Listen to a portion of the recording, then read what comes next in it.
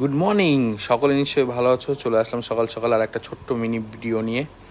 আজকের ভিডিওটা ছিল কয়েকদিন আগেকার তোলা। তো গিয়েছিলাম শ্বশুরবাড়িতে ঘুরতে।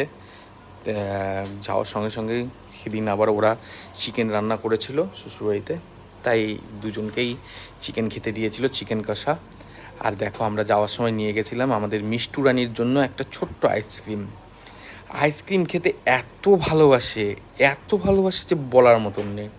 আর এটা না ওর খুব ফেভারিট আইসক্রিম, মানে যখনই যেখানে যাক ভীষণ আমাকে এই আইসক্রিমটা কিনে দিতে হবে তোমাকে, মানে এতটাই ও ভালোবাসে এই আইসক্রিমটা খেতে। আর এটার মধ্যে কাউকে ও ভাগ দিবে না, সেটা ওর মা হোক আর যেই হোক, মানে না পিসনকেও দিবে, না পিসিকে দিবে, না ঠাম্মিকে দিবে, না মাকে দিবে, বাবাকে দিবে, কাউকে না।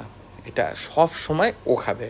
আর অ্যাকচুয়ালি জানো, বাচ্চা মানুষের এতটা আইসক্রিম খাওয়াটাও ঠিক না, কারণ বেশি আইসক্রিম খেলে ঠান্ডা লেগে যাবে। কারণ এখন ওয়েদারটা চলছে এরকম যে দিনে গরম, রাত্রে বেশ ঠান্ডা লাগছে, সকালে ঠান্ডা লাগছে। আর বিশেষ করে বাচ্চা মানুষদের এগুলো বিষয় খুব ইফেক্ট করে। তা আমি জানা সত্ত্বেও তবুও নিয়ে গিয়েছিলাম ওর জন্য, কারণ ও বায়না করে আইসক্রিম ছাড়া কিছু খেতে পছন্দ করে না। দোকানে গেলেই আইসক্রিম, আমাকে আইসক্রিম কিনে দাও। এবার তাও মানে নিয়ে গেছে, গোটাটাও খেতে পারিনি যদিও বা। দেখো, আবার খেতে খেতে নাচও করছে।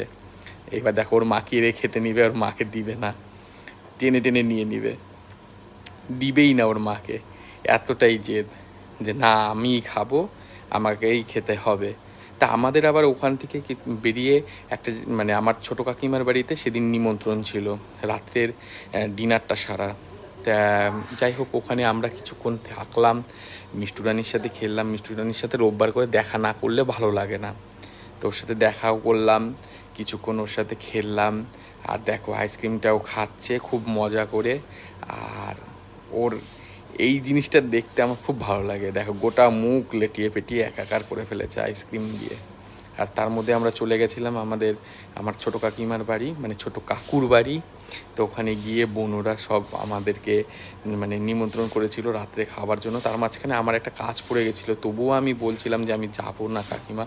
তো বলছে না, তুই আয়, আমি তোর জন্য জোগাড় করেছি অনেক কিছু, তুই এসে খাওয়া দাওয়া করে তারপরে সে না যাবি, ঠিক আছে।